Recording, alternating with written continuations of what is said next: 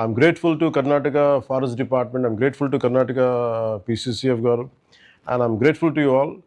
And more than that, Karnataka people has really supported us.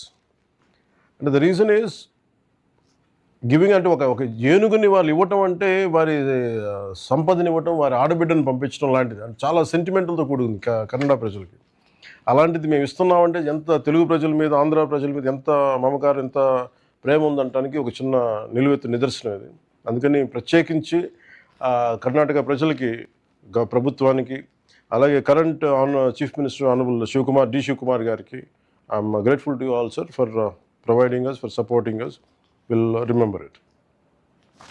అలాగే ఈ కేంద్రం ఉత్తరాంధ్రలో హ్యూమన్ ఎలిఫెంట్ కాన్ఫ్లిక్ట్ మేనేజ్మెంట్కి ఒక నూతన అధ్యాయం. పొలంనేరు ప్రాంతంలో జరిగిన పలు క్లిష్టమైన ఆపరేషన్లతోటి జయంత్, అభిమన్యు మన అటవీ సిబ్బంది అద్భుతమైన సమన్వయంతో పనిచేశారు. టెక్నాలజీని కూడా ఉపయోగించి మానవ ఏనుగు సంఘర్షణల కారణంగా సంభవించే మరణాలు దాదాపు 70% తగ్గించడంతో పాటు పంట నష్టాలను కూడా చాలా గణనీయంగా తగ్గించగలిగాం. ఇదే విజయాన్ని ఇప్పుడు పార్వతీపురం, మన్యం జిల్లాలో కూడా సాధించాలన్నదే మా సంకల్పం. ప్రకృతి మనకు చెందింది కాదు, మనమే ప్రకృతికి చెందిన వాళ్ళు, ఇందాక చెప్పినట్టుగా. I assure the people of North Coastal Andhra Pradesh that this government remains fully committed to protecting both people and wildlife through scientific, humane and sustainable conservation measures.